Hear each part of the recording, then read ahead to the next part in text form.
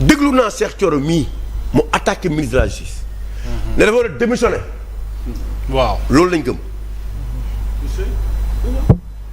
comme tey loi bi bu jàlloon dañuy fekk Antoine Diome fa mu ne. ñu xëti ko. Cheikh Thioro mi fi waxoon ne am na li président Macky. waaw conseil woon Ousmane Sonko. waaw xaaral rek day ñu xëti ji day dem ñu jëli ko comme léegi ni ko kii waxee lu mu tëddi Justin. ci dañuy yónni gendarmerie wala kii ne ko dama jëli ñu Antoine Diome ñu tëj ko. mais xamuñu ku nekk. li la yàlla moo leen kenn xamul.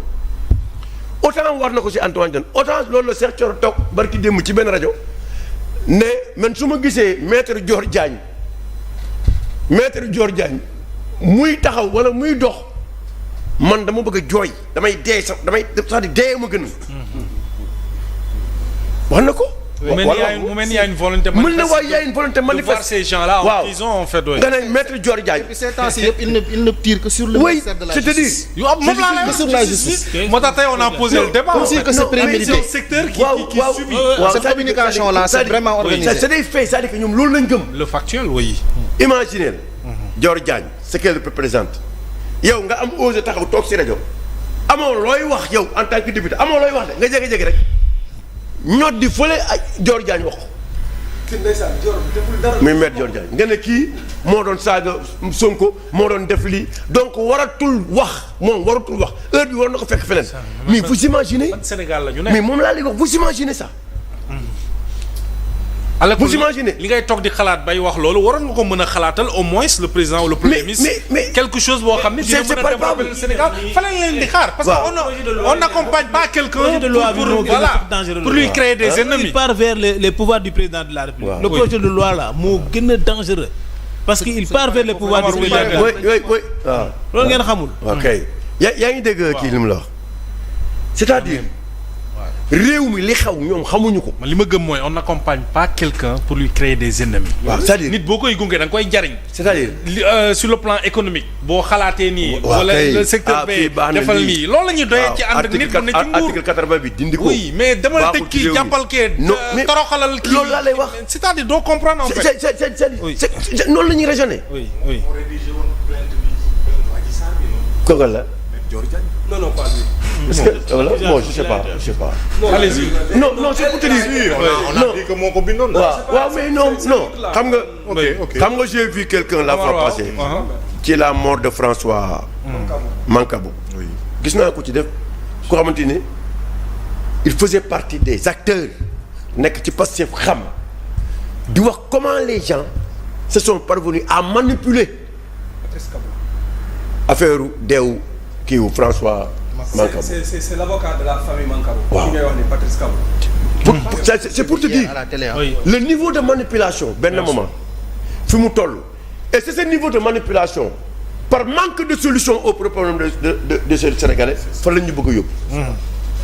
te foofu la Sénégalais yi war a toll foofu c'est-à-dire foofu la ñu bañ a foofu la Sénégalais yi la ñu war a wax ak Sénégalais yi pour que ñii bañ ñu yóbbu foofu. oui.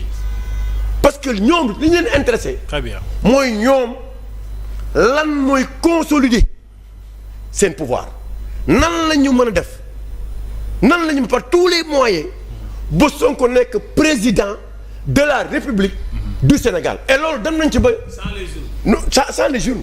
te dem nañ ba. on a vu la fois passée. les femmes yi ñuy wax ne bois sacré lañ bokk. bi ñuy wax déglu naa femme bi nga xam ne intention du woon sax wax la justice am na si suuf ku ko war ne ko waxal ci justice bi. c'est la attaquer justice bi pour que justice bi reculer yooyu yëpp lan lañ ci jublu mooy lan mooy fragiliser justice bi. très bien.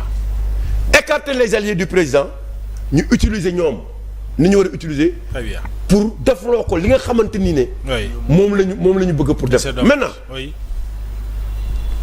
Mohamed. Sénégalais yi nañu yeewu. ñu yeewu. non jot xamu tax. waaw. dañu tàmm régime bu ñu jël dox réew mi. ñu bàyyi ku muy doxal. nu ko neex. te li am nii mësul am. c'est-à-dire ñii actes yi ñuy poser pour teg ko mësul am. imaginer ñu indi loi interprétative. et c'est le même Amadou Ba moom franchement. c'est le juriste moom il doit arrêter Riyal baal ma. Amadou Ba nee na. Maître Aïssata Tall Sall. Ancienne ministre de la justice. Avocate et présidente du groupe parlementaire APR et co-signataire avec Ayib Daffé et Tafsir Thioye du nouveau règlement intérieur de l'Assemblée nationale dont certaines dispositions ont été censurées par le Conseil constitutionnel. donc dugal na leen. Est-ce que Aïssata bëggul woon leen bàyyi ñu demal seen non mais donc tey. vous pensez pas. non donc tey tu as vu xam nga gisuma ko woon. donc ça veut dire que interpellation. mais est-ce que c'est Aïssata Tall Sall moom mooy justice. waaw mais moom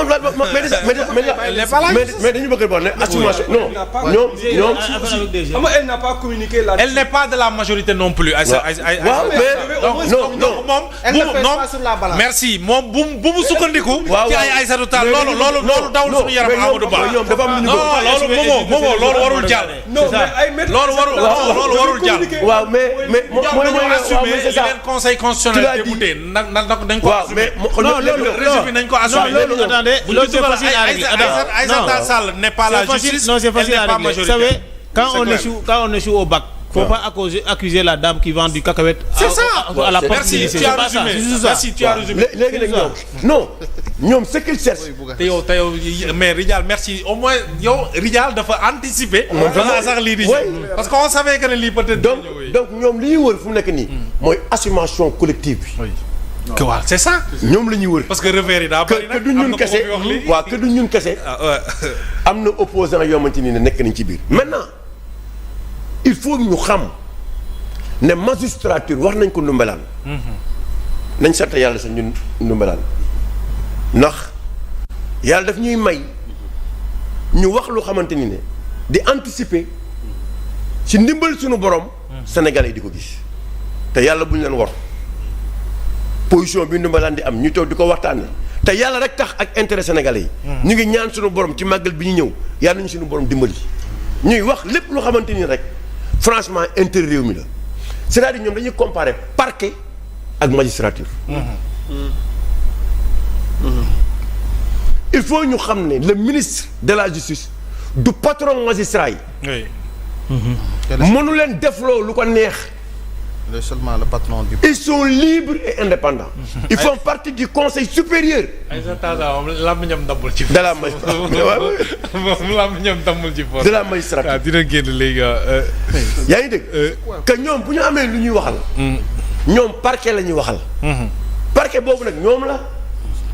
mais du magistrat du nga xamante ne kii mais beneen bi. mais bu la fàtte ne léegi le premier ministre de chaque mois lay ñëw assemblée nationale. bu leen fàtte loolu aussi ce qui est extrêmement dangereux pour les questions d'actualité. Chaque mois.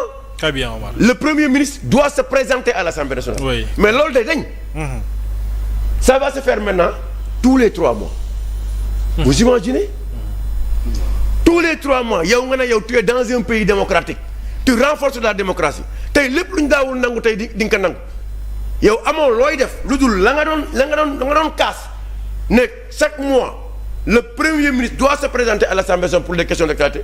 yow nga ne léegi nañ ko yóbbu tous les 3 mois. moo indi lii. waaw waay doy na waar. moo indi kii non moo indi. cet emprisonnement. oui ce règlement cette histoire de règlement de compte. de haine. envers ceux qui ont été emprisonnés. oui oui. mooy indi tey cette astuce. L'économie d'un pays ne peut pas se faire sur des histoires de règlement de compte. Oui. Tu prends des gens, tu les emprisonnes. Tu prends des milliardaires, tu les emprisonnes. Oui. Tu prends des mamelles nourrissées de ce pays, tu les emprisonnes. Pendant ce regarde le cas de Farba. Mansour, regarde ça. Yow noo ko mën a tuddee quelqu'un qui est malade. Le juge choisir un médecin dem hors de mission ñu tànnal ko kenn jox ko ne kii dafa feebar mu dem defal ko visite xool yaramam xam ni kii warul toog fii ci prison bi. Très bien.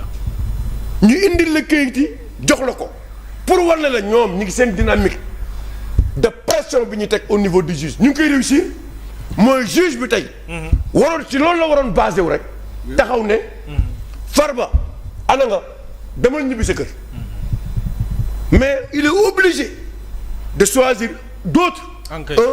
2 ba 7 3 ba 7. quand même pour mën a ñëwaat xool maintenant. nan lay jëlee décision par rapport à ça. au moment où Bachir et Moustapha Diakhaté mais Bachir et Moustapha. mais Bachir tey avec la grève des greffes. mais xam nañ ne même avec la grève ñoo xam nañu même avec la grève mais Bachir Fofana. quand même ak Moustapha Diakhaté waruñu toog foofu.